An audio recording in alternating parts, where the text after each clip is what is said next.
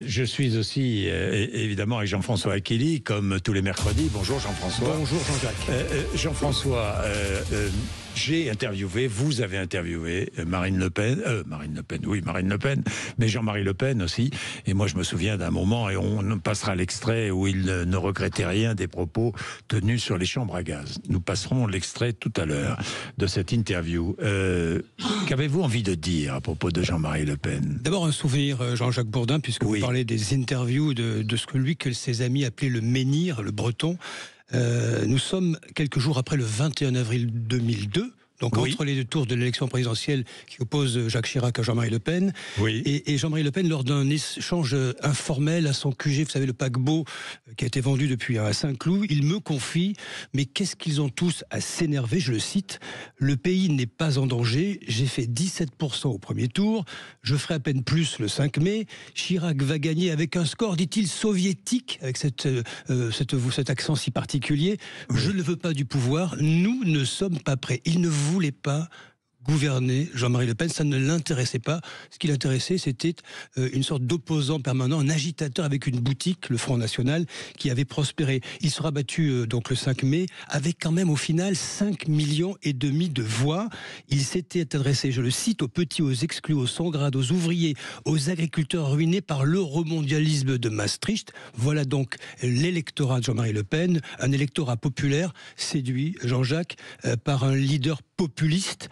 Donc ces idées, depuis, se sont installées dans le débat national. Lutte contre l'immigration incontrôlée, expulsion des immigrés en situation irrégulière, préférence nationale, pression fiscale de l'État. On en parle tous les jours aujourd'hui. Ce sont les débats qui agitent la nation tout entière. Les thèmes que Marine Le Pen, à la tête du FN, puis du Rassemblement national, a repris à son propre compte. Oui, il disait, j'ai été un lanceur d'alerte, une vigie voyant sans doute plus clair et plus loin, parce que regardant de plus haut.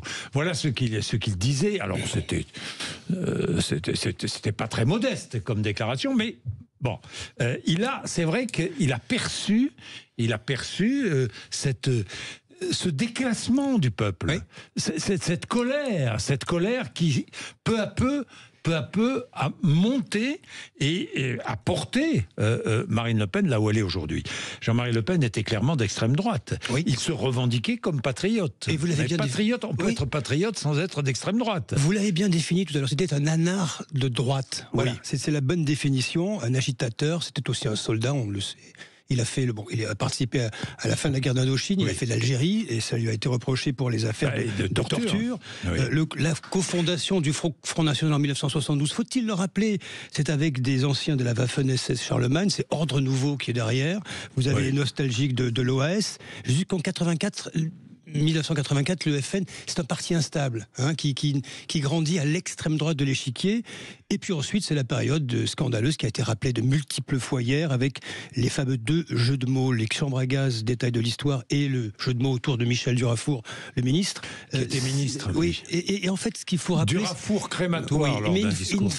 Il ne faut pas résumer Jean-Marie Le Pen à ces provocations-là, qui ont été quand même son ADN et qui lui ont valu de multiples condamnations. Mais qu'est-ce qui reste aujourd'hui de l'héritage de Jean-Marie Le Pen, et qu'est-ce qui a changé? Alors, ce qui reste, c'est la marque Le Pen, qui est, on a vu la double défaite de Marine Le Pen, toujours le plafond de verre. Il y a toujours ce front républicain qui a été bricolé, qui n'a pas empêché l'élection de 124 députés RN. Ce qui a changé, c'est la normalisation en marche du mouvement. Ce qui a changé, c'est la volonté de conquérir le pouvoir de Marine Le Pen, ce que ne voulait pas son père. Ce qui a changé aussi, c'est que l'antisémitisme a quitté cette partie-là de l'échiquier politique. Il est passé de l'autre côté. Il s'est mué en antisionisme depuis le 7 octobre.